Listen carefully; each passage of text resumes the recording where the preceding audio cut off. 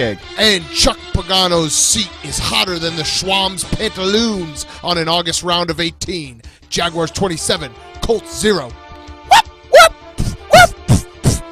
Sorry, Miss Eddie Jackson. Woo! The Bears are for real. Never meant to make Cam Newton cry. See his outfit, what a real weird guy. John Fox has his team playing John Fox football, which means he takes us back to a time before Bradbury Robinson and the forward pass didn't exist. Bears 17, Panthers 3. To the frozen tundra we go. Brett Hundley Hippos was sticking his neck out there and gobbling up the yards. But the Saints are rolling down Lombardi Ave, smoking Ingram, sipping on Ted gin and juice. Got their mind on Michael Thomas and Michael Thomas on their mind. Sean P. Diddy Payton is a bad boy for life, and the Saints are Drew Breesing their way through the 2017 schedule. Saints 26, Packers 17. They're not gonna get him! Fumble! Cooper Kupchak connected with a couple balls as the Rams offense went golf. And once again, an aerial assault in London, planned out by Arians, comes up a little bit short. Bruce Arians, that is. Little history humor there for all you kids at home. Rams 33, Cardinals 0. We take you to Cleveland. We're the Browns QBs, the shuffling crew, shuffling on down, doing it for you. We're so bad, we know we're good. No, the Browns are actually just bad. The QB shuffling crew rolls on as Cody Kessler is the latest to try his hand under center for the Junkyard Dogs. Let me be the first to congratulate Joe Thomas on his league-high 45 snaps consecutively missed streak. Ryan Suckup brown-nosed his way to a Titans win, and Hugh Jackson's perfect season rolls on. Don't crack that can of Schlitz yet, John Kitna. The 2008 Detroit Lions are still safe for now. Standing on a corner, Jameis Winston, Tampa, Florida. Such a fine sight to see. It's wagons, my lord, and they're circling towards a playoff victory. Hey, Jim Kelly, these Bills aren't smelly. They're at Duff's eating Duff's wings. Hold the celery. No one circles the wagons like the Buffalo Bills. Matt Motorhead and Adam Gase of Spades hard rock the Jets as Kenny Stills, Nash and Young slapped the David bass all afternoon long. Jay Cutler left the game with a broken rib, and for all you children of the 90s, you know this now means he can suck his own penis like Marilyn Manson. Dolphins 31, Jets 28. To the NFC North we go for a matchup of two purple people-eating defenses. The great Viking Odin didn't let these ravens fly as Joe Flacco continues his descent from eliteness. Vikings fans are drinking their lager in Valhalla tonight. Vikings 24, Ravens 16. Some spread. Big Benjamin Netanyahu Roethlisberger said shalom to Juju Smith-Schuster. Hey, boom. Juju on that beat. Huh? TJ Watt turned the red rifle into the red BB gun, just like his older, more injured brother, and Mike Tomlin and the boys are playing hide-and-seek with the AFC North lead. Steelers 29, Bengals 14. We now take you to the city by the bay, where the 49ers and Cowboys match up just like they did 30 years ago when the Swamp still had a full head of hair and was in the end zone for that famous catch. Yes, folks, I was there. Here's proof. And also watch me make this great putt. Cowboys 40, 49ers 10. Some spread. Trevor Siemian showed his O-face as the Broncos failed to score on Sunday. Meanwhile, Phillip Rivers has never been shy about throwing his balls around, and it was more of the same today in front of several dozen Chargers fans. The best uniform in sports, the Los Angeles Superchargers Powder Blues. Chargers 21, Broncos 0. He's matriculating the ball down the field. They're not gonna get him. Doug Alec Baldwin treated the Giants like rude little piggies, and Ben McAdoom couldn't beat the Seahawks even in God mode as the Hawks enter IDKFA and unleash their defensive weapons. Seahawks 24, the G-Men 7. Woo! Week 7 in the books. Not that crazy of a week, actually. I take it back. There were some good games, but nothing that we did. We didn't learn anything new, did we? I don't think we learned a single thing. You know what? I try not to learn anything. You know what season it is, though? It's ass-eating Pumpkin? season. No, pumpkin and ass-eating. Yeah. Toe-sucking season. Yes, no. It is also pretender season. Ooh. A little trick we like to pull in the old biz. When you got nothing to talk about, you just make a list of contenders and pretenders, and everyone just throws them underneath the contender or pretender pile. Boom, like 40 minutes of TV get made. Yeah, that's a great way to do it. Also, a good way is by power ranking very specific categories of teams. Like you like to do the 3-win teams. Yeah. That's a great other way to eat up a good bit of airways there. I guess the big story in the NFL was the injuries are back. Ooh. Injury bugs. Yeah. And whenever you talk about injuries, you always have to say, like, why are injuries worse this year than every other year? Yeah. Because football, usually, you don't have that many people getting hurt because it's not that violent of a sport. It's not a contact sport. It's millennials that are ruining football, but with their brittle little bones, they're not breastfed till a proper age, and so they all get hurt. I absolutely do that. I always say, oh, my God, why does my team get the most injuries out of any other team? And there's basically every fan of every 32 teams is saying the exact same thing at the exact same time. We need to fire a strength and conditioning coaches we need because a new no other doctor. team has hamstring problems. That never happens. Can I ask a couple contender pretenders? Ooh, I just thought of this. There should be a red zone channel for injuries. The Red Cross channel. And just the music. Yeah. The Fox injury music. Sweetest sound in all of sports. Steelers. Contender pretender? Yeah. I don't care. Okay. Vikings. Don't care. Come on. Pretender. Pretender. You think they're pretenders? Wow. I'm not sure because Teddy Bridgewater comes back healthy. I don't know. Is Sam Bradford's knee did he get a knee transplant from like a dead person? Doesn't matter. Teddy Is Bridgewater. that how it's working? Yeah, they're just going to swap one knee injury for another. Well, that's the problem with Bridgewater is his knees are going to be bad too because his hog. He's got huge hog, big old dick, and he's got skinny little knees. Or so and so just like remember that game, Don't Break the Ice? Yeah, with the Penguins. That's the game that Teddy Bridgewater's dick is playing with his own knees right now. Just slapping up on there. Yeah, he's got to tape it up on there. Exactly. Charles Haley. Yep. What about the Falcons? Ooh, Sarkisian. He's a man. That guy. Hot seat. Yeah. He is on the hot seat. He's Don't trust sweating. that guy with anything. Might just be the DTs, but he is sweating it up on that hot seat. Some good old tequila sweats going for old Sark. That the Falcons are pretenders. They are officially in the pretenders pile. Okay. Me. Yeah. That's a bold take. I can't believe that. You know what's great too is they had I think they started like 2-0, and everyone's like, "See, told you, the Falcons do not have a Super Bowl hangover." And now you see them; they are mentally just broken. You know what my favorite take of the week might have been? It was one of the Boston sports guys. They said that it's almost better to lose the Super Bowl because you don't get a Super Bowl hangover if you lose it. Yeah. And so didn't really work out that way this weekend. I'm pretty sure that actually is like the opposite of how it works too. Like every team that goes to the Super Bowl and loses doesn't go back. Yeah, but you don't have a Super Bowl runner-up hangover. Nobody ever says that, so it's not a thing. True. All right, last one. Kay. Eagles. We'll find out tonight. Oh, ooh, how about that? Little plug there. How about that? Tune in to Monday Night Football. To watch football. Which we're going to do. Watch more football. Yeah, hey. The only way I'm going to figure this out is by watching more football. I want that stat that you gave me before the show. The John Fox has officially turned the Bears into John Fox's team. Yes. Like it takes a little time. He molds them. It takes fire and brimstone, and then eventually they become so shitty on offense and competent on defense that they're like, yes, this is my team. This is John Fox's football team. Well, John Fox figured out the age-old riddle, and other teams like the 2001 Buccaneers, I think, and those great Baltimore Ravens defenses figured it out too. It's basically if you have a shitty enough offense, your defense gets a lot better because they're so fucking mad at your offense. Yeah, they're so focused. Like we got to score. They start doing this thing that happened with Lovie Smith too, where the defense they actually return more interceptions and fumbles for touchdowns because they're like, if we don't get this in the end zone, they're just going to end up fucking it up somehow. It's two things. It's one knowing that they have to go out there and score all the points on their own,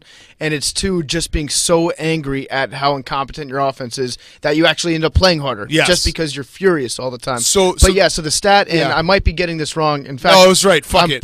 This is absolutely correct. It's absolutely right. Absolutely correct. The only 3 teams to win football games in the last, I'm going to say, 10 years? 100 years. 100 years by completing less than 5 passes, fewer than 5 passes. Fewer than 5. Are your Chicago Bears today. Yep. Mitch Trubisky was 4 for 7. Your Tim Tebow Broncos. He probably had 3. And your Chris Winkie Carolina Panthers. All teams coached by John Fox. That's right. It's perfect. You know what? I'm putting John Fox in the football guy category for having those notches on his belt. He's got a nice long beard now. He's going with the full beard look. Well, it's because he lost his razor. Yeah, and honestly, like some people are saying that's an old guy football guy move.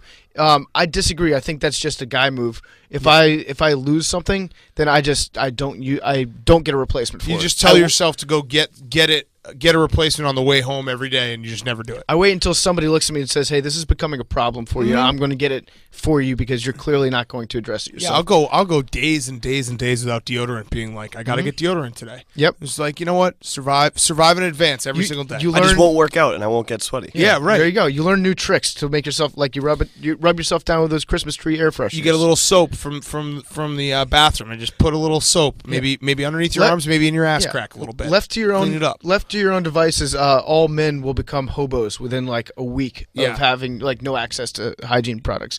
Thoughts and prayers to me because I had Joe Thomas on my fantasy team. Ooh. And he is out. I guess he tore his triceps like completely off the bone. Yeah, it sucks. So it does really suck for him.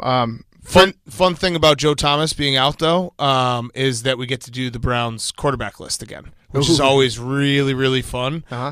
So let's do that real quick. We have Joe Thomas. How many snaps did he have in a row? Like 10,000 something. Yeah. So he blocked for all these quarterbacks: Charlie Fry, Derek Anderson, Brady Quinn, Ken Dorsey, Bruce Gradkowski, Jake Delhomme, Seneca Wallace, Colt McCoy, Brandon Weeden, Thad Lewis, Brian Hoyer, Jason Campbell, Johnny Manziel, Connor Shaw, Josh McCown, Austin Davis, Robert Griffin, Cody Kessler, Kevin Hogan, and now DeShone Kizer. So he's the Elizabeth Taylor of the NFL. Yeah. He's just plowing through dudes. Phew. Yeah, so here's the thing. At what point do you start to say, hey, maybe all these quarterbacks were really, really bad because Joe Thomas was blocking for him? There's one common denominator behind all these quarterbacks. 10-time Pro Bowler Joe Thomas was actually secretly sabotaging his quarterback. That's going to be Joe Thomas going to the Hall of Fame is going to be the saddest Hall of Fame speech. It is. Just be like, I sat there and I blocked for all these shitty. They should have all of them give his induction speech. Yes, they should sit him just front row. No, I want them up every single one of them. Yes. Yeah. They all get like 5 minutes to talk about him. And the way they throw the mic to the next guy. Yeah, but they miss. Yeah, they miss. Yeah. I want to see Spurgeon win.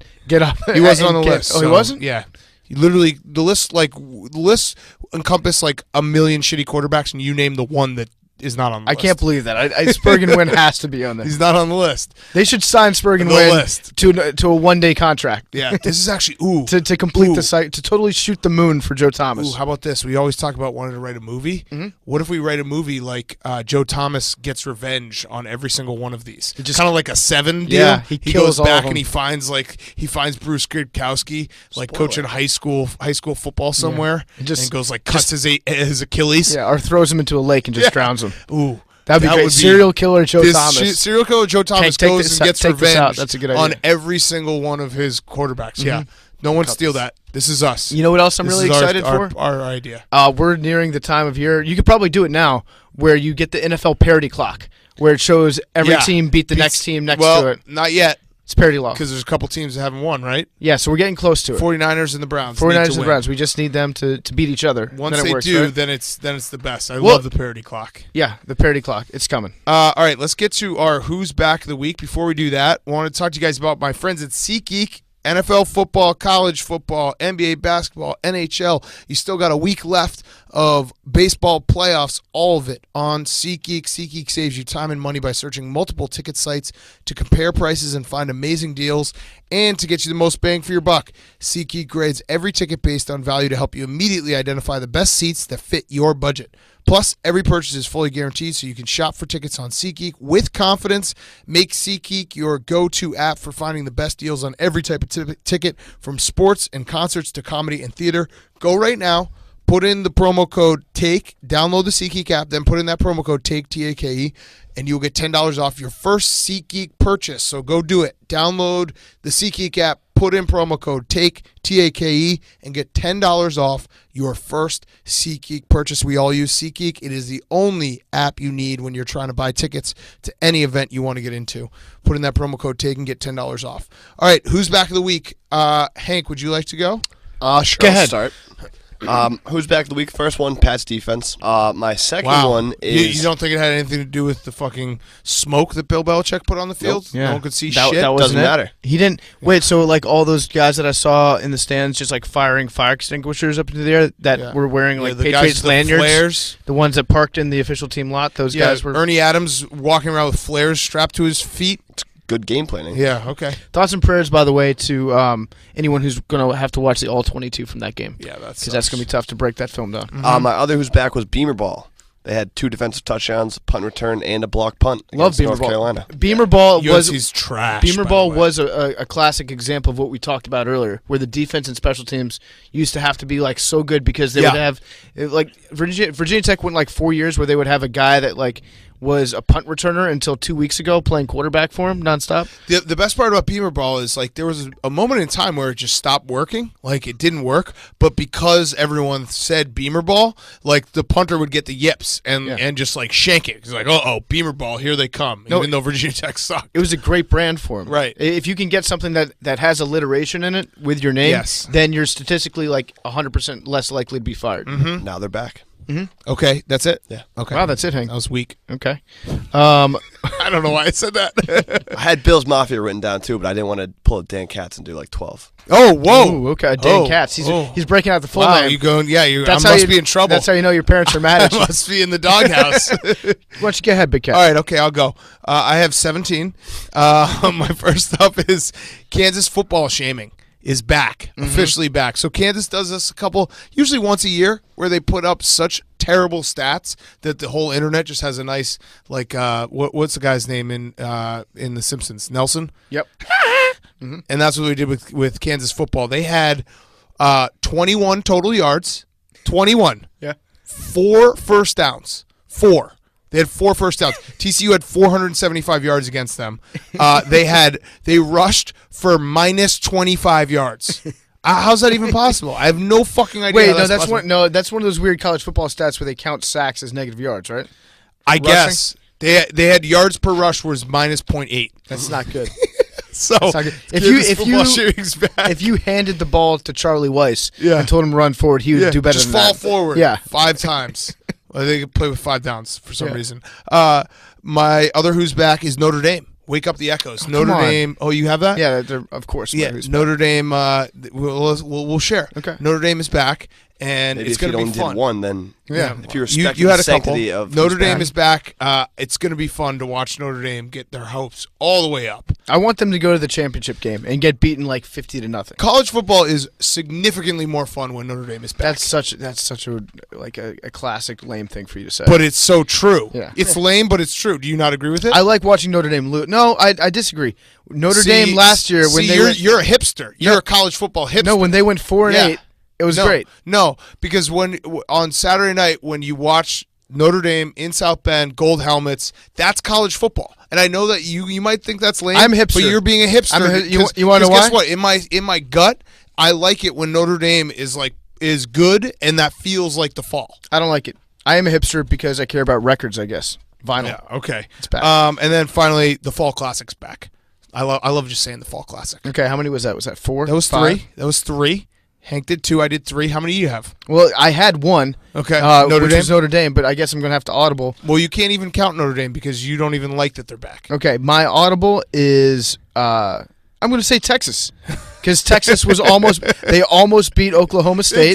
They took did. Oklahoma State to overtime and ended on probably the worst interception I've ever seen. Oh, man. The ball was on like the 10-yard line or the 7-yard line or something like that. Yes. They just lofted a pass into infinity coverage. That also was a game where, like, Mike Gundy, if Mike Gundy can't score more than 20 points, I think they won what? 17-10? I think it was 13-10. Yeah. If Mike Gundy can't score more than 20 points, he should just take the L. Yes. Because, like, you can't. That's what you do. You can't do air raid offense and then be like, oh, whoops, we don't know how to score. Mm-hmm. And I'm gonna toss this one in here. I know we're gonna talk about it later. But eating ass is back. Mm-hmm. Eating ass is back in a big way. Big way. Let's talk about it now. Fuck it. Okay, so I said that it was toe sucking season, but I'm retracting that. Mm-hmm. Ass eating season is 100% back. Gabby Union said that she eats Dwayne Wade's ass. Yeah. So if this, But I think she gets her ass eaten too. Oh, I think well, they do yeah, both asses. goes both ways. She Good. also was. It's 2016. Did you catch she's big 69er? Oh, nice. Yeah, she was like, you gotta do fellatio. Maybe when he's doing fellatio, you do fellatio. I was like, oh, okay, I know what that 69. is. I get By that. the way, we should have a funeral for 69 nice jokes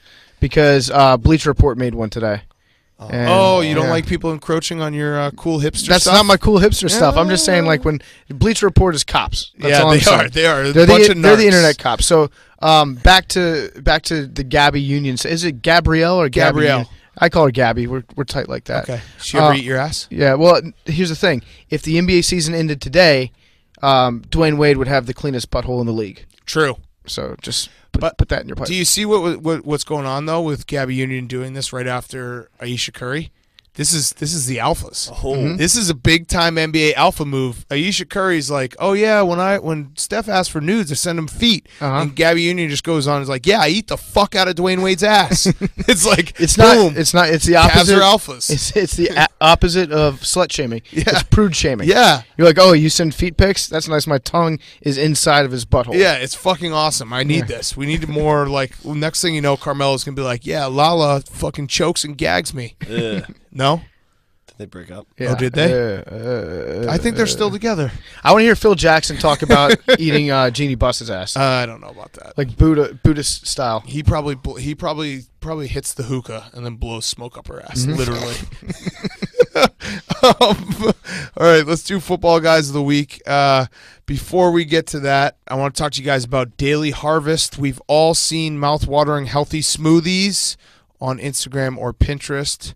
Well, guess what? Daily Harvest has the best for you. Daily Harvest sends superfood eats straight to your door with your choice of smoothies, activated breakfast bowls, or nice cream, vegan sundaes. They actually sent us. Did you get your smoothies? I did, yeah. Yeah, they're delicious. Love them. You can blend them up real easy. They come in these nice little containers. Each single serving cup comes ready to blend or heat. Cups are stored in the freezer, so they're ready for whenever you are. The produce is organic and unrefined and looks as amazing as it tastes. You can actually see all the whole ingredients when you open your cup. Daily Harvest freezes all their ingredients at peak freshness, sealing in their nutritional value. You got to try it. Daily Harvest Cup is ready in just 30 seconds, so you can eat it right away. Get healthy. Go to daily-harvest.com and enter promo code PMT to get 3 items free off your first box. That's promo code PMT for 3 free Daily Harvest Cups at daily-harvest.com. Daily-harvest.com. Do it right now. Put in the promo code PMT. You got to get your smoothie on. We got our smoothie on. I'm getting my smoothie on every single morning, and you can do it with Daily Harvest. Put in the promo code PMT, and you get those 3 free items. There's soup, too. Yeah. Big soup guy. You're a huge soup guy. I would eat soup eight times a day. Borderline scary. No, big it of a is soup guy it you is are. psychopathic how much I eat soup. Everywhere we go, you're just like, ooh, soup. Hmm? You did 2 soups the other day. I did. You Soup just- after a meal, filling in the cracks. It's one of life's little treats. But you did 2 soups. You did a soup appetizer and a soup dinner the other night. What was it? I don't fuck around when it Which comes to ones my soup. were it? I had chili and a... it was like a bean. It was like a bean soup, a white bean soup for the app, and then some ramen for my main course. It's crazy. It was nice. Crazy stuff. Doing a little liquid dance in my belly. All right. Football guy of the week. We have some good ones this week. We have Mike Leach, who is a friend of ours and an ultimate football. Mike Leach, I think, is really embracing his, like, I don't give a fuck attitude this year because he's got a good team and he's finally got his guys. He made his team do up downs when they're up 21-0 because why? Because they turned the ball over or something? I guess they weren't playing up to his standards. Okay. He didn't want them getting complacent. And up downs are the most hilarious exercise ever because they don't really train you to do anything in, like, as far as football goes. No, they suck. Yeah, they make you upset is Right. what they do. Right. It's a test that every football coach does is like, I want to see how upset you'll get before you quit. The best part about up downs is like you think like, oh, this isn't that hard, and then after the second one, you're completely gassed and want to quit. Yeah, it is the worst. Like it's getting up from having been laying down on the ground. Why would you ever want to get up? Yeah, no. Once you're down, just lay down. Yes. All right. With that, did you see that Army coach? He had that whole speech. How I will fight. It was awesome. Everyone should check out the video after the game. After Army won, he's like, I will fight, and then when I can't fight anymore, I lay down and bleed a while, And then I get up and fight some more. And I was like, I stopped to like lay down and bleed. While like that sounds nice. That sounds pretty good. I could lay down and bleed right now. Bleed out. Just lay down. Yeah, actually, like bleeding to death sounds pretty cool. I can you just get really tired. Yeah, I can do there's part of this Army football thing I could do. Yeah, laying down and bleeding. All right, we have a little throwback football guy. This story popped up, a Steve Spurrier story from when he was at Duke. People forget Steve Spurrier once coached Duke. Now a ball couch. Steve Spurrier, it's told by a kid who used to be the editor at the school paper. He said, I walked in and Spurrier shook my hand, pointed at a small refrigerator in his office and said, have a beer. I replied, Coach, I'm only a sophomore. I'm 19. He said, so? And I said, Coach, it's 10 in the morning. He said, so? Mm-hmm. So that's Steve Spurrier right there. Yeah, well, it's a good technique. Get the press on your side by getting them drunk all the time. Yeah, the kids. Yeah. Get the kids on your side. Yeah, they will like you a whole lot more if you buy them beer underage. Did this happen when Coach K was there? Can we somehow get this on Is that Coach fridge K? still in his office? Maybe Can Coach K took over his office. Yeah, some kind of impermissible benefits or something. Coach K should be looked at. Do you think that Steve Spurrier has ever put on a shirt before noon? Not willingly. Yeah, I would imagine. I would imagine his wife is like, Steve, put your hands up, and like just like shoves one over his body. Or like if he has a recruit's house to go visit, and like he knows that their parents are religious. I'm gonna have to put. He's like, I'll put on a tank top. Yeah. He probably makes sure that he doesn't make any meetings before noon. I got my Sunday best on for y'all today. Come on now. Who's that? That's me, old ball couch. It's me, old ball couch, folks. All right, we have Dino Babers, who, by the way, just great football name, awesome name, yeah, awesome. Dino, I call him Dino. Dino. He made one of his offensive linemen do push-ups because he couldn't find his helmet. Mm-hmm. So classic little, you like it when your coach, your head coach, is that focused on the details of the game that he knows when an offensive lineman can't find his helmet. That's a solutions guy. He's got a problem. The offensive lineman doesn't have a helmet. His solution is go do something busy instead of looking for your helmet. Yes. Just do push-ups until your helmet finds you. Yes. And then finally we have UCF head coach Scott Frost, who ran Navy scout team all week. Is that right? No, yes. So Navy plays that pain in the ass offense that they're capable of beating any team on any given Saturday. Correct. And then they're also capable of losing by 100 to any team. But he ran the triple option when he was at Nebraska. Classic, like Tim Couch guy. Yeah. I just hope, by the way, Nebraska getting a new AD, I hope they just go back 100% to the triple option. And steroids. Yeah, and steroids. Yeah. That would be pretty good. And not recruiting Danny Woodhead. Yeah, and getting like really, really bad people to be running backs. They are really good. Yes. Lawrence Phillips. Yeah. Yeah, the head coach for UCF, he ran scout team all week, and then I think they beat Navy, right? Yes. They did. Yeah, so shout out to him. By the way, it reminds me of Coach Harbaugh, he's not on the hot seat. Not on our hot seat, but some hot seats. Not ours. Not ours. Definitely not ours. Mm-hmm. Panic button is not hit. Not hit on this show. Some Michigan fans out there, they don't remember Rich Rod and Brady Hoke. Why don't you fucking shut up? Coach Harbaugh is going to get you through it. Mm-hmm. But there's like the new groomers or the Coach Harbaugh rumors, and people are connecting dots. Andrew Luck's in Indy. He played in Indy. Chuck Pagano's going to get fired. Stanford connection. Huh. Interesting. Interesting. I think before pulling a move like that, they should just switch the Harbaugh brothers. Yeah. Like a Freaky Friday type deal. Yeah. They both actually could use like a little a wife swap. Yeah, change the scenery. Just be like, get some perspective on everything. Yeah, Mel, see how the other side lives for a little bit. All right. PFT, you got something for us before we get to our interviews? Yes, I want to talk to you guys about ZipRecruiter. ZipRecruiter is awesome. If you're in need of great talent for your business, but you're short on time, you don't have to get lost in a huge stack of resumes to find your perfect hire. You just need the right tools. You need smarter tools. ZipRecruiter, you can post your job to over 100 of the web's leading job boards with just one click, so you can rest easy knowing your job is being seen by the right candidates. Then ZipRecruiter puts a smart matching technology to work, actively notifying qualified candidates about your job within minutes of posting, so you can receive the best possible matches. That's why ZipRecruiter is different. Unlike other hiring sites, ZipRecruiter does not depend on the right candidates finding you. It finds them. You can even get a head start on the interview process by adding screening questions to your job post to help identify the most qualified candidates. No wonder 80% of employers who post on ZipRecruiter get a quality candidate through the site in just one day, and the easy-to-use ZipRecruiter dashboard lets you manage your hiring process from start to finish, all in one place. ZipRecruiter, the smartest way to hire. Find out today why ZipRecruiter has been used by growing businesses of all sizes and industries to find the most qualified job candidates with immediate results. Right now, my listeners can post jobs on ZipRecruiter for free. That's right, for free. Go to ZipRecruiter.com/PMT. That's ZipRecruiter.com/PMT. All right, let's get to Mike Florio and then Dan Haren. All right, we now welcome on one of our favorite guests. He is PFT's internet dad. It is Mike Florio from Pro Football Talk. And is this true? You're getting into the podcast game? You thought there weren't enough white guys with podcasts out there? Yeah, here's the thing. The PFT live show that we do every day that you guys are familiar with, they make that into a podcast, but apparently the whole podcast industry likes original content podcasts. I don't know why repurposed radio shows aren't good enough, but they wanted me to do an original content podcast, so I figure, you know what the hell, I'll talk into a microphone for 35 minutes at the end of the day, in the late afternoon, and PFT PM is the new PFT podcast. What does the PM stand for? It's like what you put you to sleep. It's like taking the Advil PM. It's like hey man, whatever it takes. If it helps you go to sleep, as long as you listen to it, I don't care what the hell you do. Okay. You know, just as long as you get right, as long as they click subscribe and click play, who cares what they do? True.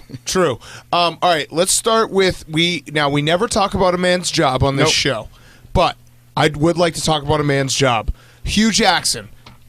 Is there a chance he gets fired mid-season here?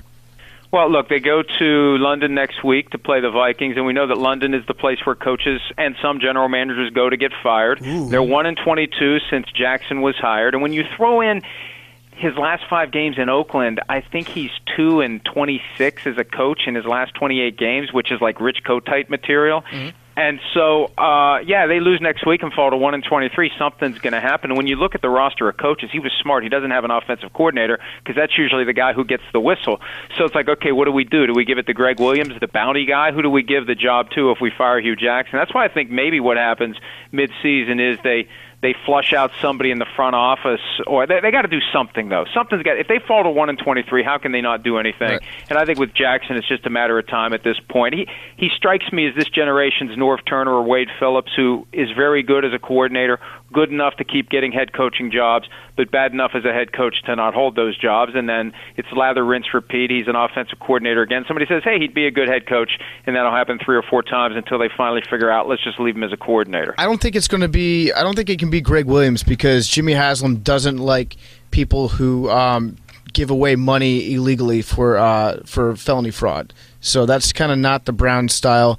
You're also no, but it's okay to take money illegally for felony fraud. That's what I'm saying. See, that's the key. That's what I'm all saying. Right. Allegedly. Allegedly. It's all alleged. But are you saying that Hugh Jackson might not be a quarterback whisperer? Because I've been told that he is, and he whispered to 2 different quarterbacks today. He just says, no. I mean, I think he can be a quarterback whisperer. He just can't be the head coach.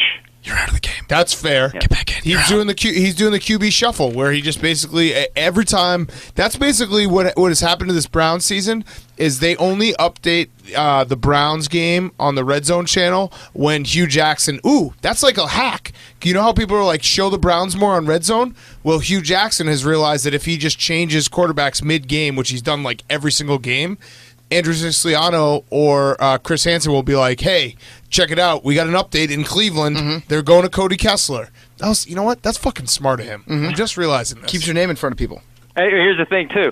The guy they're paying more than any of those other quarterbacks probably combined is Brock Osweiler, and he's with Denver. I wonder if they'd like to try to get him back, because at some point you got to say Osweiler can't be any worse than what we've seen out of the guys. Yes, he can. Right. He can. If you're paying Brock Osweiler that much money, aren't you entitled to just like call him in, like if you need him? Yeah. You're like, hey, he's on loan. He's on retainer. Yeah, he's on retainer. yeah, he's like a lawyer. Yeah. I need your input on the MVP race that everybody's talking about. Who you got? Jared Goff or Blake Bortles? Really? Yeah. Really? How about Mitch Trubisky? I mean, those 4 passes he threw today were sweet. Hey now. 2-1 as a starting quarterback in the NFL. There's a lot of buzz for Carson Wentz, which just makes Browns fans even more upset. I mean, they pass on Wentz, and he's the top MVP candidate. And then Deshaun Watson, who they passed on twice, is in the top 5. So, look, it's always going to be the best quarterback from the best team. So we get to the end of the year, we see who the number 1 seeds are, and, hey, the best quarterback from the best team, if his stats are good, that's the MVP. That's what it's become. Unless somebody just goes crazy and has a record-setting year rushing or receiving, it's going to be the best quarterback from the best team. Okay, so sticking on quarterbacks, which quarterback starts more games from here on forward in 2017? Aaron Rodgers or Teddy Bridgewater? Teddy Bridgewater. Okay. How many? When is he the starter the minute he's ready to go? He's ready to go now. Okay. He's ready to go. So the answer is no. Then he's not the starter. Well, well, here's the thing. I said this tonight on Football Night in America. They are reluctant to put him on the field next week in London because that field there is crap. And the guy had the non-contact knee injury, so they don't want him slipping and sliding around on the field in London and getting injured again. So after the bye, Week 10 is what they're looking at. They have to activate him 3 weeks after he returned to practice, so they have to shut him down. He's ready to go, though. Cleared to practice is cleared to play. It's a knee injury. It's healed. He's good to go. If he's cleared to practice, he's cleared to play. They just have to wait for the right time to say, hey, Case Keenum, thanks for your service. Now get your ass on the bench. Teddy Bridgewater's back, and he's ready to go. And meanwhile, you got this weird Sam Bradford, like, when the hell is he going to be able to play again? But I don't think he's ever going to play again for the Vikings. I think it's Bridgewater when they think that there's an opening to put Keenum down and put Bridgewater in. What do you think about the Miami Dolphins quarterback situation? Do you think that even if Jay Cutler's okay, do you think this is Matt Moore's team now? No, I think that Adam Gase still believes in Jay Cutler, but it's going to be Matt Moore's team for at least the next couple of weeks. You know, they were checking him out Sunday night, and they know that there's a couple of cracked ribs, but they're making sure there isn't any other damage, and Moore's getting ready to play. And I talked to him after the game, and I was like, hey, there's got to be a chip on your shoulder, right, that they brought in Cutler and not you. I mean, this guy started 29 games. He was the team MVP in 2011. He said, I'd like to say there isn't, but, when you're out there and things are going well, it's hard not to say that there isn't. So this is his chance to kind of show everybody, including his head coach, that maybe he should have been the guy once Ryan Tannehill got hurt. Yeah, he's like the anti-Jay Cutler. I was watching him today, and he's like he's got a little Brett Favre in him. Like, he's like a kid out there. He celebrates. Doesn't smoke on the sideline. He gets fired up. He's excited. He has a healthy relationship with the media. It's like the complete and polar opposite of Jay. Jay's misunderstood. Agreed. By everyone. Agreed. By literally everyone. Including Jay. He understands himself. No, not really. Probably He not. doesn't care. Yeah. He doesn't care. Be That's careful, what's great. though. But isn't that great? I mean, why do we hate a guy that just doesn't care? Right. I he's real. He's genuine. We have so many phonies who act like they care and really don't care. I can appreciate a guy who just doesn't give a shit. I agree. He's stake it till you make it. Explain the Ezekiel Elliot thing to us like we're 5 years old. Okay, Ezekiel Elliot is his parents think he's bad, and they're trying to put him on timeout. Okay. But his grandparents are saying, "Don't you put him on timeout yet?" But his other set of grandparents may say, "No, you can still put him on timeout." That's Got pretty it. much Okay. it. Okay. So he's a petulant child. Yeah. Yes. Okay. So Now, Jerry look. Jones, who's Jerry Jones? He's the fun uncle. He just comes in. Oh, you know starts what? I could feeding say beers. something that would be really funny, but would get me in trouble. I'm thinking of the guy in Family Guy. The guy Quagmire? with the walker. Who's the guy that? Oh, that the always, old guy. Yeah. The old but creep guy. I'm just Yeah. Okay, we'll let everyone else connect. That's what you do when you don't want to say something that gets you in I'm trouble. not saying that. Get but I'm all the just way thinking there. of that. Yeah, get all the way there and let everyone else think it in their head. It's actually our listeners' fault for having a dirty mind. Hey, but let me say this, though, about Elliott. Right now, it actually looks good for him to get an injunction that would allow him to play all season. And actually, there was something the judge said last week when they had a hearing, because the NFL thinks they can just blow into court in New York and say, here's the Tom Brady case from 2016. We won in New York. We kicked your ass. There's nothing you can do about it. Don't even bother. The judge created some doubt there, and the judge doesn't agree that the NFL has as strong as a position as the NFL thinks it has. So it could get interesting. There's a chance Elliott beats this whole thing, not just this year, but this year, next year, and for good.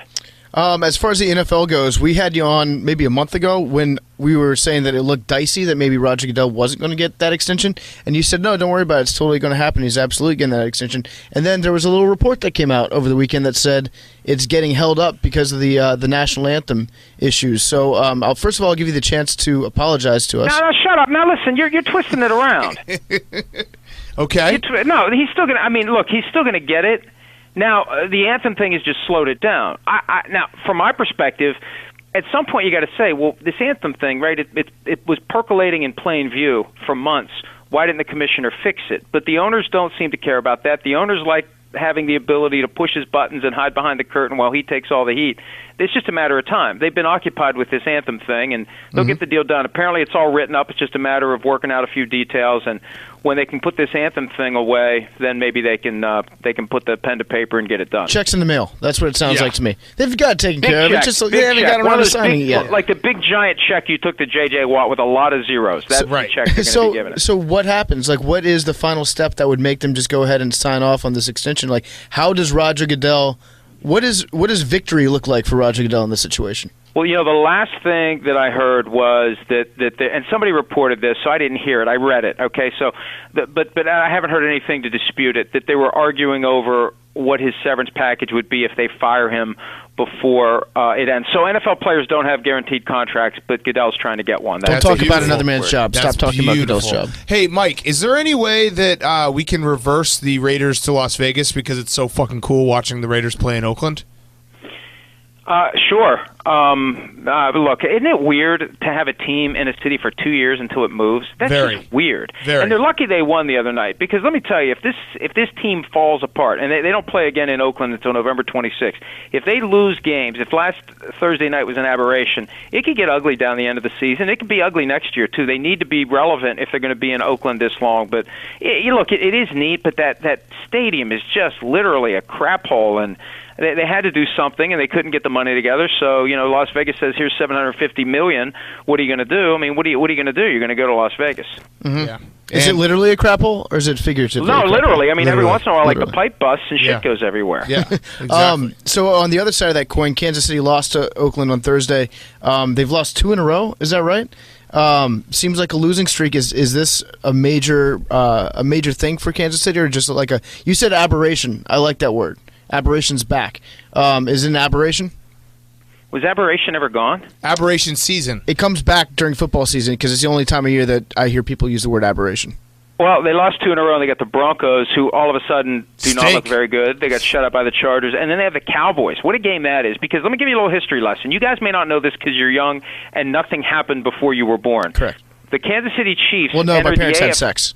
Well, other than that, allegedly. And congratulations. Please tell them I said congratulations. Okay. Mm-hmm. Before the Kansas City Chiefs were in Kansas City, they were the Dallas Texans of the AFL, and they were there for like 2 years head-to-head with the Cowboys, and they finally said, screw it, we can't compete with the Cowboys, and they went to Kansas City. So they go back to Dallas in a couple of weeks. That should be a big game, Chiefs and Cowboys. And, the Chiefs, I don't know, if the Broncos get their act together, they're playing at home, they knock off the Chiefs, they go to 5-3. That Cowboys game could knock them to 5-4. It just shows you how, even when a team gets out to 5-0, in this NFL, it could all fall apart quickly. Yeah, I like to overreact every single week, so I would say the Chiefs are probably, I'm going to cross them off. They're not even going to make the playoffs. They'll never win another game. As long as they play, they're never going to win another game. Here's something I want to just throw out there. You probably haven't heard anything. Have you? Well, maybe you have. Any rumblings of a little fracture in Belichick and Brady's relationship this year? No. You sure? Why? No, I'm just wondering. I don't know. They haven't. It feels like the Patriots haven't been on the same page the whole year. Oh, the defense has been horrible. That's wrong. Brady's been great. Okay. I never know when you're asking me a real question. No, it's a real question. It's a real question. And you're dodging it a little bit. Yeah. Well, no, because I'm thinking, what am I walking into? Like, there's a bear trap out there somewhere in the room. I'm walking around in the dark, and I'm going to step in the damn thing, and you guys are going to jump on me, like when you ask me about my fantasy team. We're not going to bear trap. How is your fantasy team doing? Shut up. Just don't start that now. No, I'm wondering, because, what struck with me the other day was your theory, I think it's your theory, that Brady keeps saying that he's going to play like 4 or 5 years so that he can then just retire all of a sudden? Yeah, he doesn't want to have a farewell tour. Right. So I'm just wondering if maybe this is that year. It wouldn't surprise me. Look, the X factor in all of this is Mrs. Brady, who there were reports, remember, after the Super Bowl, she was telling him to retire, and he kind of laughed it off, and then she went public with that passive-aggressive concussions thing to Charlie Rose in May. I don't think that was an accident. I think that she wants him to stop. Right. And I think one of the things he's always been concerned about, and one of the reasons he always takes a below-market contract, he never wants to be the guy that Belichick has to dump for salary cap reasons. He always wants to stay ahead of that. And they've got this whole Jimmy Garoppolo issue, and what are they going to do about him? And look, they're still 4-2, maybe 5-2, maybe 4-3 by the time people hear this, but they're still a team that is going to find a way to be competitive. They've been to 6 straight AFC Championship games. I mean, if they win another Super Bowl and get to 6, is it going to shock anybody if he walks away? And I don't think the Patriots would be upset, because the Patriots are going to have to make a tough decision after the year if Brady says, I'm still playing, because it's either Brady for however much he has left, or you let Jimmy Garoppolo walk away. And I don't think there's any good way out of that maze for them, and I think they'd prefer that Brady just says, I'm done, so they can just stick with Garoppolo.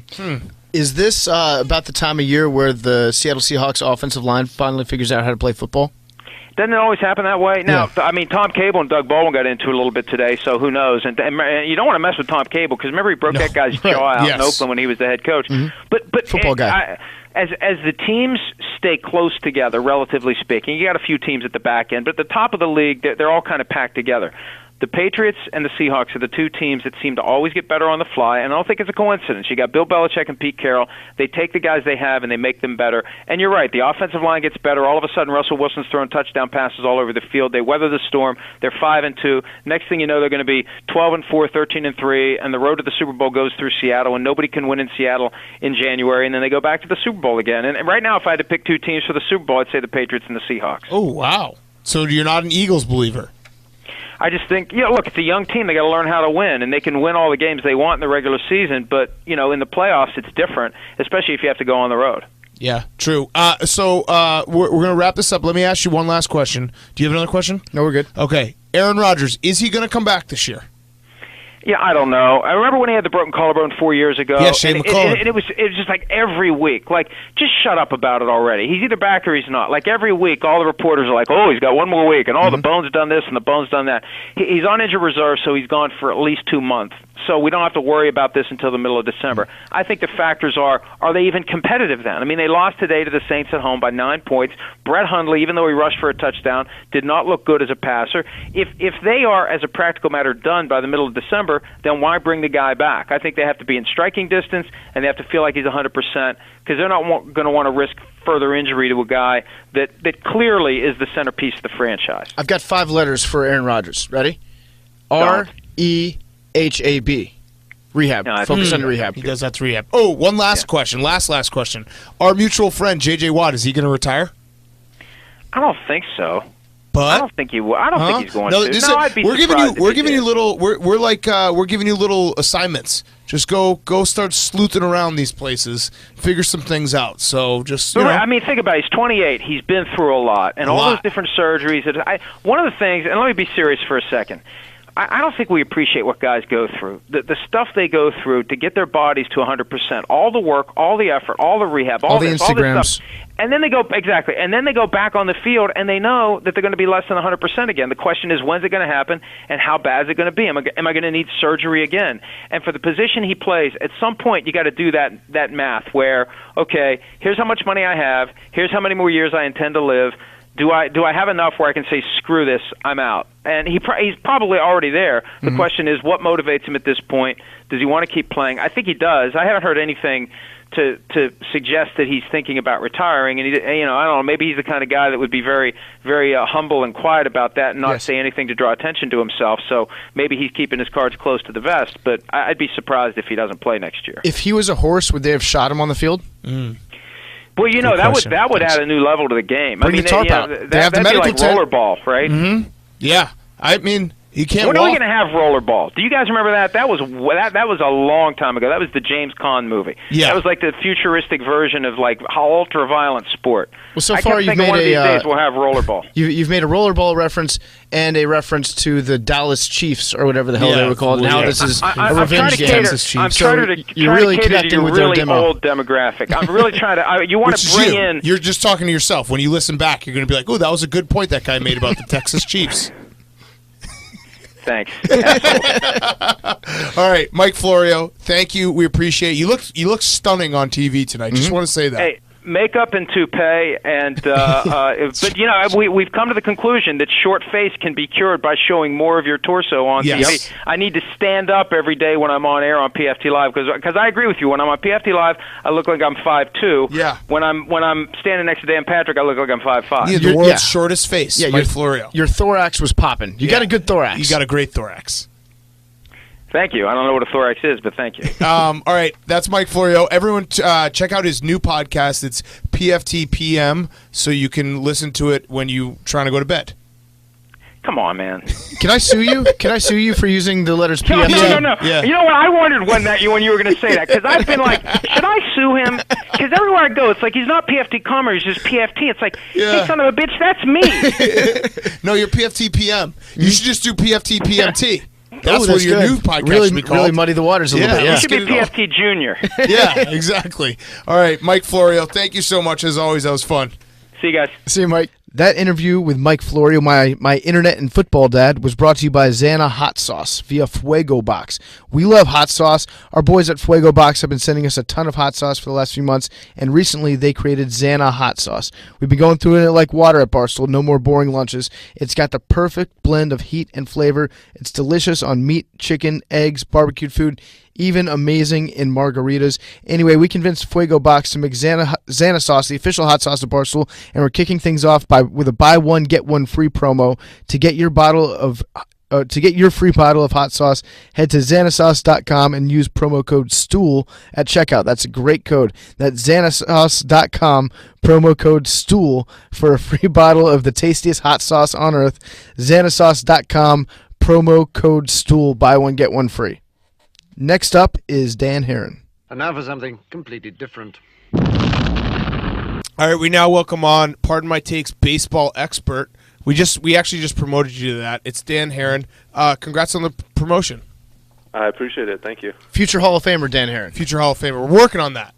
I know. Does my Wikipedia page still show that I'm a Hall of Famer? I don't know. We'll update it. It was someone, you know what? One of our award-winning listeners will update it. Okay.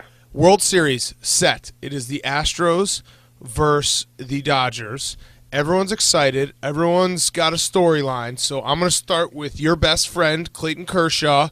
When are we going to see playoff Kershaw where he just sucks and gives up mammoth home runs and we all get to laugh on Twitter? Never. Come on. No. You know, I don't know if you guys knew this, but I'm a professional pitching strategist. So, I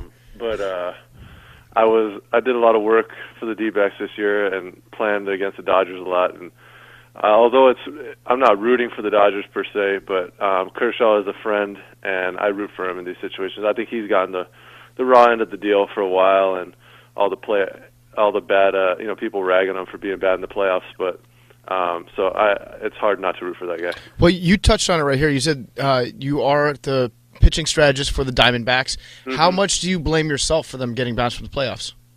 It was, you know what? It was rough. The way it ended. The team had a great year, but the pitching did struggle toward the stretch, and the job got quite stressful there for the playoffs. So I'm not going to take all the blame, but yeah, I mean the pitching struggled at the end. Greinke lost the last game.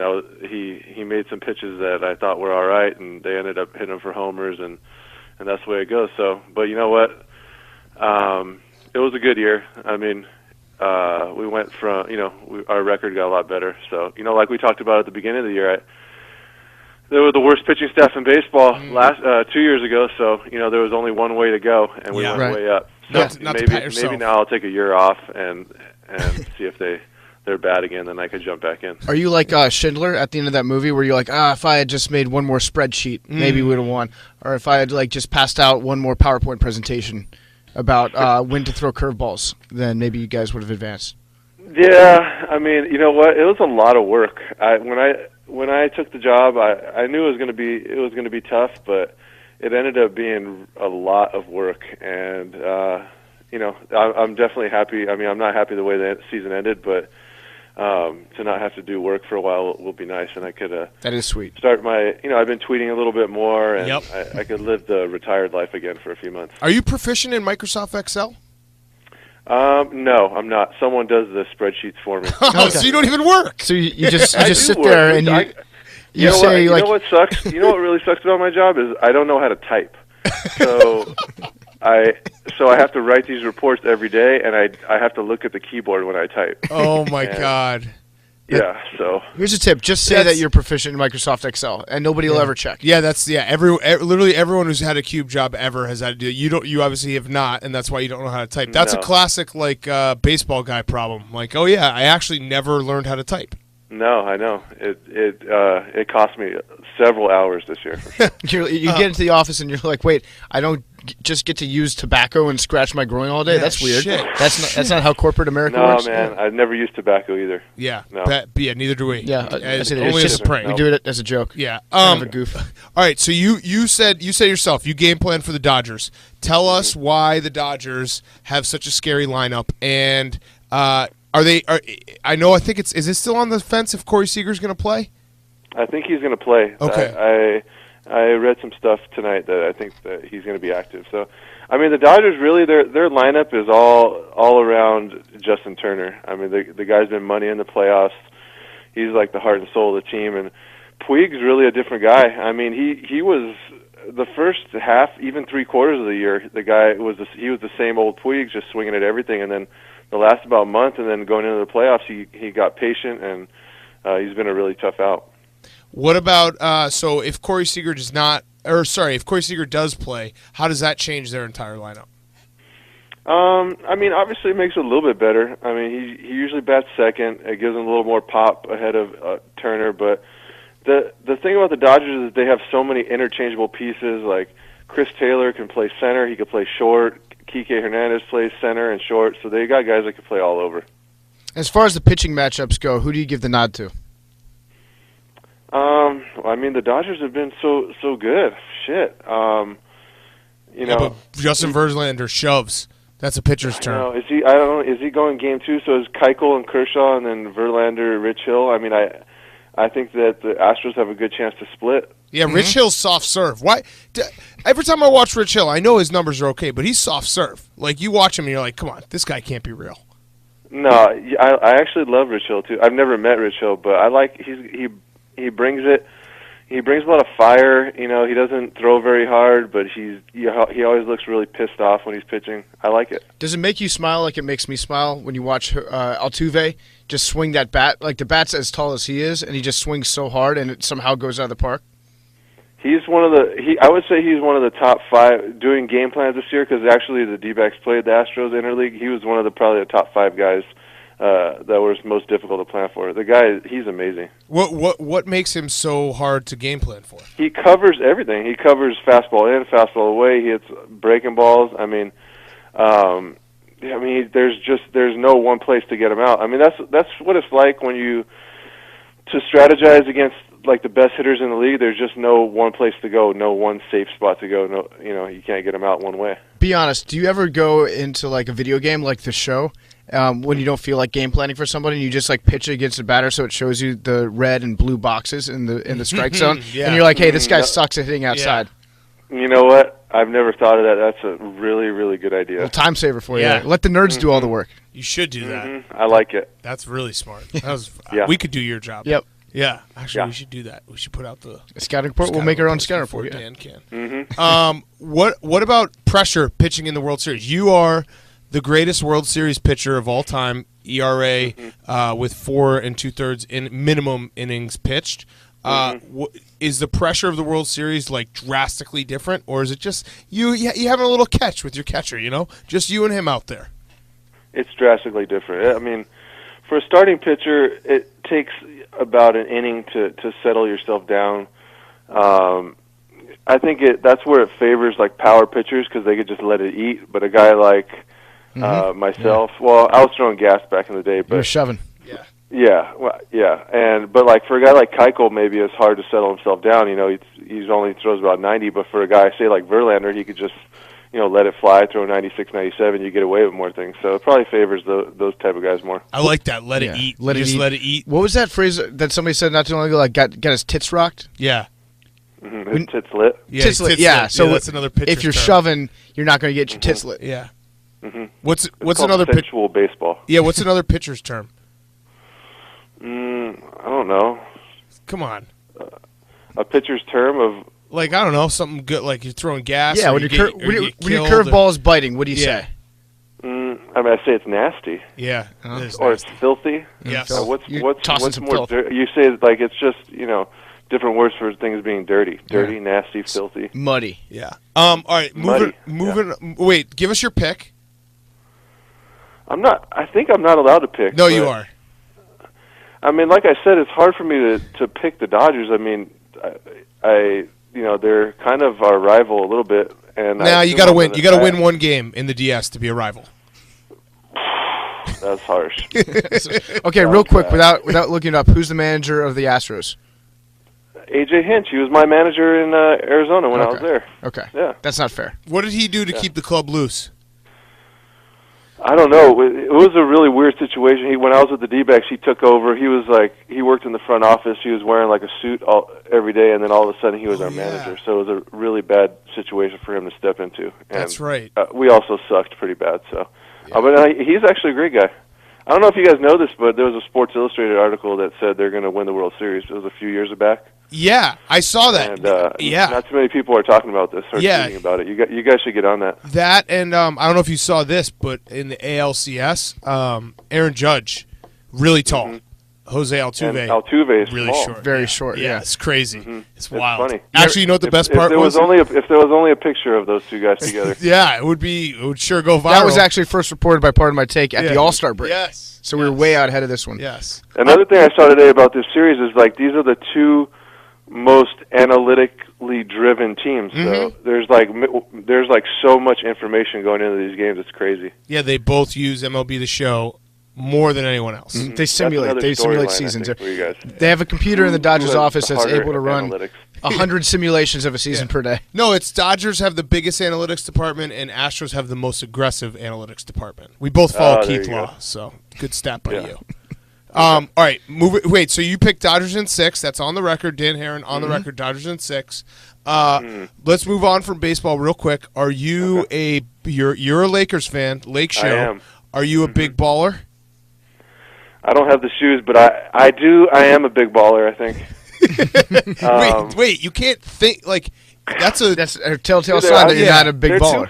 They're out of my price range, man. Oh yeah, the millions you made, you can't buy big baller shoes. Do you think that Lonzo's going to be the real deal? His first game sucked. It was against Pat Beverly, and then he went off, but that was against the Suns.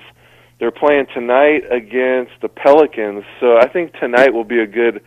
It'll be we'll get a better idea of how he. Actually, this is taping, or this will be on tomorrow, so we'll know. So I'm gonna go ahead and say, Lonzo Ball tonight, 24 points, 8 rebounds, 6 assists. Wow. Ooh. It's kind of a selfish game for him then. Yeah. So not a lot of Only 6 not dropping assists? dimes. No. That's a high-scoring game. Pelicans. It'll be fast, up and down. Yeah, I actually just looked right now. We're 7 minutes into the game, or 6 minutes into the game. It's 6-2. So good call on that. Did you see what Stephen A. Smith said about the game plan for him? That every team's just going to get in his ass? Are you worried about teams getting in his ass? I didn't see that. You should become, as a Laker fan, you should just be like Lonzo Ball's ass guard. Yeah, stay out of his ass. Yeah. We use one of my burner accounts. Yes. Yeah. Yes. I do have a burner account, too. Yeah. I wanted to ask you how your pugs are doing.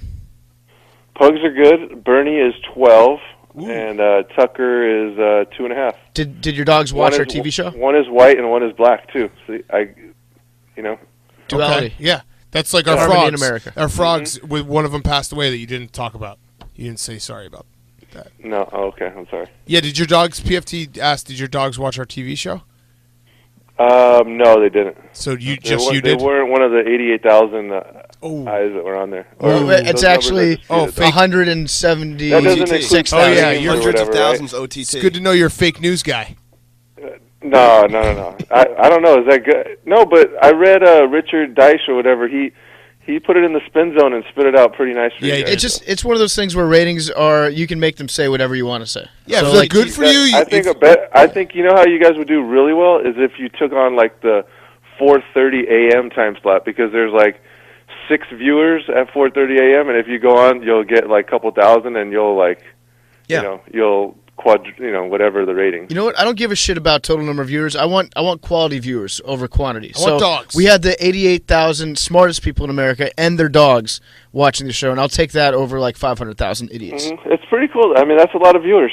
That's like the whole like Michigan, the stadium, like 3/4 of the way filled up watching your show. Hey Dan, quick question: have you ever had 88,000 people watch you do anything like in a stadium?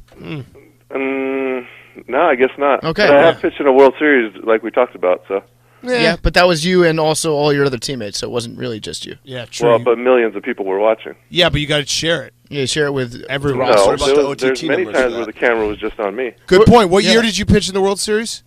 2004. And how many people watched on the app? 0 people on the app. Yeah.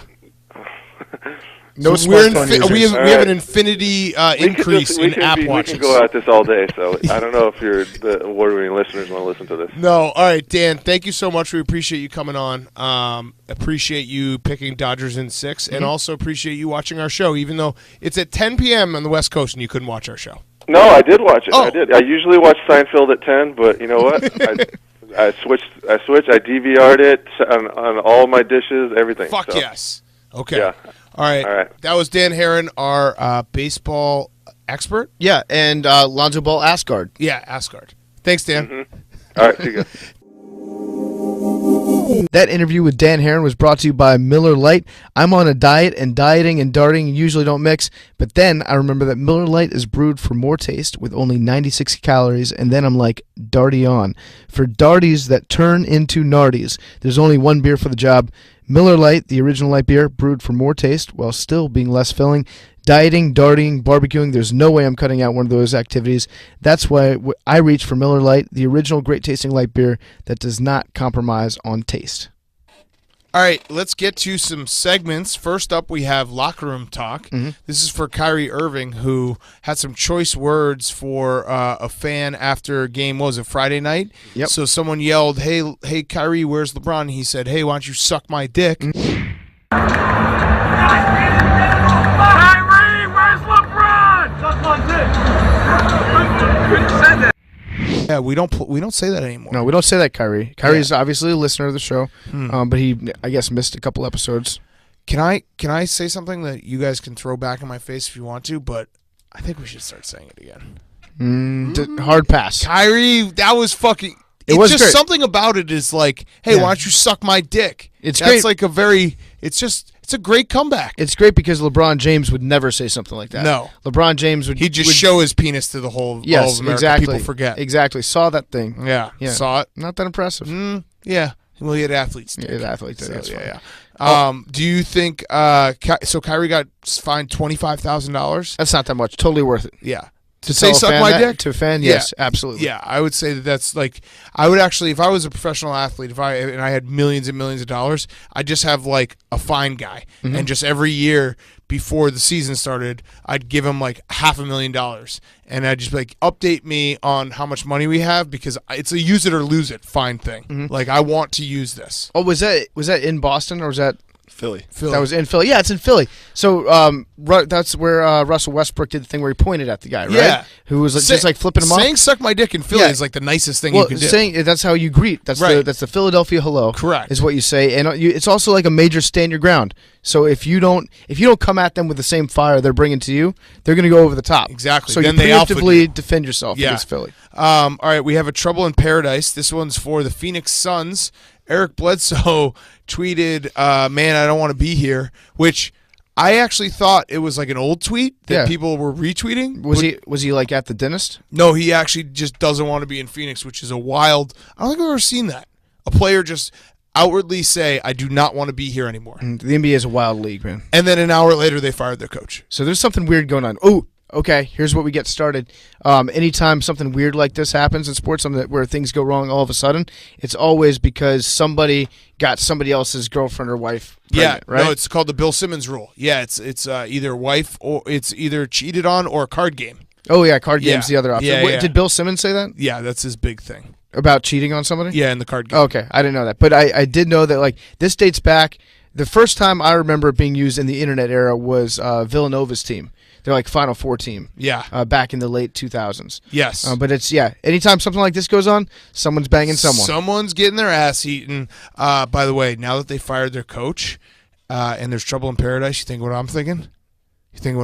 Tom Crean? Think what I'm thinking? Coach Cal.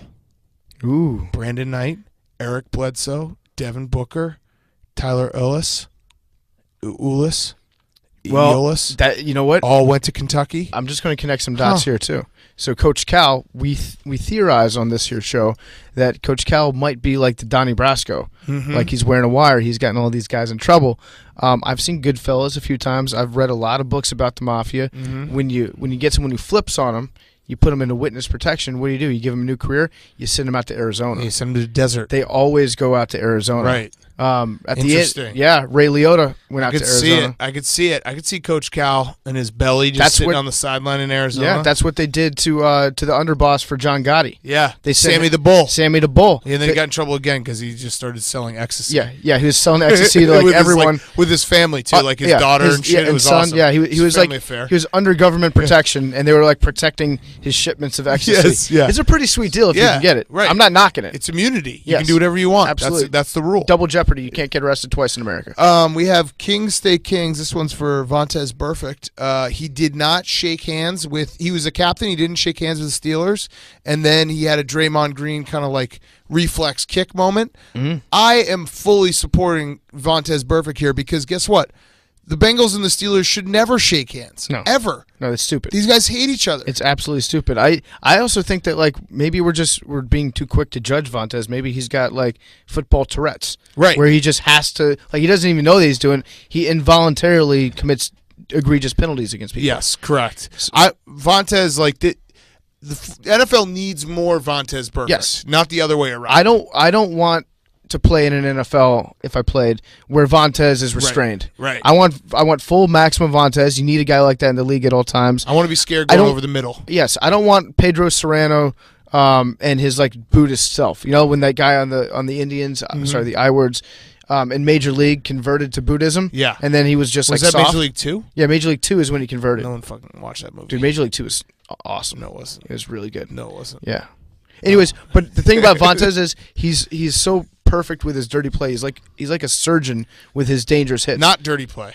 No, not dirty play. With his play. With his borderline play. That's what you say. He's a borderline guy. Borderline play. Yes. Yeah, he always plays on the edge. Yes, exactly. That's He's very, very particular about just how far he goes and make sure he never crosses that line. Yes. Finally, we have man card for the Saints. They're getting pedicures. Is that right? Yeah, they're getting pedicures because Sean Payton was happy that they wore the right cleats, and they were the guys on the team were afraid that their fucked up long cleats were going to like make their feet hurt. So Sean's like, wear the cleats, and then I'm getting like pedicurists to come in. Hi, I'm Joe Buck. Hand over your man card. Jesus Christ! Yeah, come on, Mike, Sean. You think Mike Ditka would ever do this for the Saints? No. That's why he was such a great coach, and Sean Payton isn't. Exactly. That's why. Yeah. That's why they're so successful and Rick with Williams him. did really well and was able to coach him up. No, it's very strange because feet, like I say, feet are the new ass. So no. You retracted that. I did retract that. Like literally on the same show. Yes, but I forgot because my brain's dumb. All right, that's our show. We'll see you guys on Wednesday. Please watch Barstool Van Talk on ESPN2, 1 a.m. Tuesday. We have Dan Patrick. He will also be on the podcast. It was an awesome interview, and we have some other fun stuff. Help us. Watch it. Watch it on the ESPN app if you can't watch it live. It would always help us. Don't just not watch it or don't pirate it or do anything like that. Just watch it. DVR it. And then watch it. And then just turn on the Watch ESPN app and just let it play. Yes, just help us out. Just wet the beak. Oh, real quick, I made a note here. I want to give people an update because many people have been asking a PFT toilet paper update. You know how I said it like a week and a half ago that why don't they just make toilet paper that doesn't have the roll in it? Because there's no use for the paper roll. Guess what? I found it at the store.